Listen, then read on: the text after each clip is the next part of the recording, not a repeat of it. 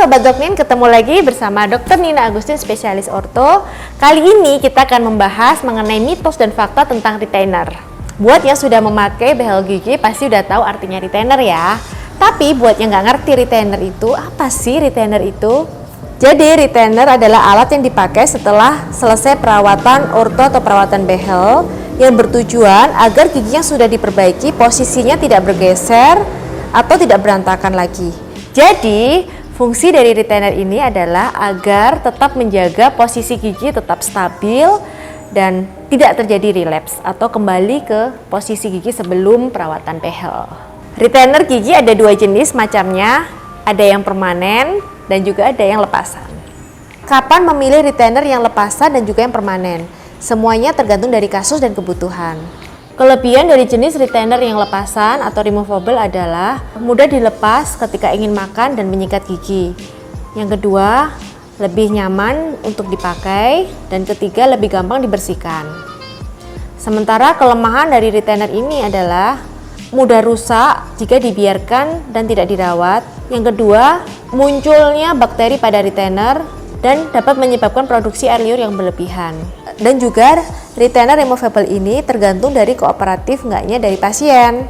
Masalah terbesar dari removable retainer ini adalah ketika pasien tidak rajin memakai retainer sesuai dengan instruksi dokter giginya, maka kecenderungan gigi untuk relapse makin besar.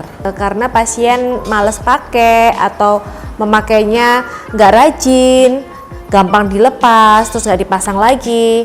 Akhirnya tingkat relapse dari gigi itu akan semakin besar. Retainer removable ada dua bahan, yaitu Holey retainer dan juga clear retainer. Holey retainer berupa kawat yang memanjang yang dipasang di rongga mulut, dan bahan yang kedua adalah clear retainer. Itu adalah retainer yang bening ya.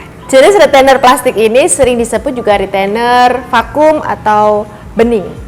Retainer ini memiliki keunggulan secara estetik ya, karena hampir tidak terlihat sehingga para pengguna atau para pasien cenderung lebih rajin menggunakan jenis retainer ini, dan kemungkinan relapse akan lebih kecil. Bentuknya lebih kecil dan lebih nyaman dibanding Holey sehingga tidak terlalu mempengaruhi pelafalan ketika berbicara. Dan jenis retainer yang lain adalah retainer permanen. Jenis retainer gigi permanen terbuat dari kawat padat melengkung agar sesuai dengan bentuk gigi baru.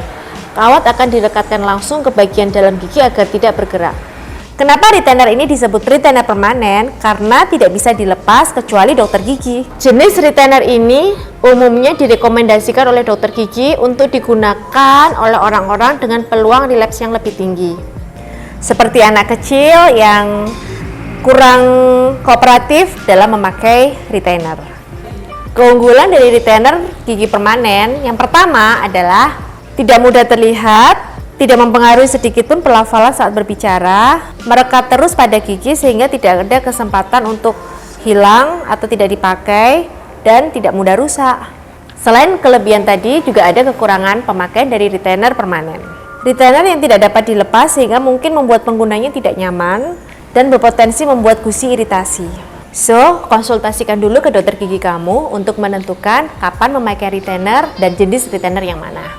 Jangan sampai salah pilih retainer ya. Bye.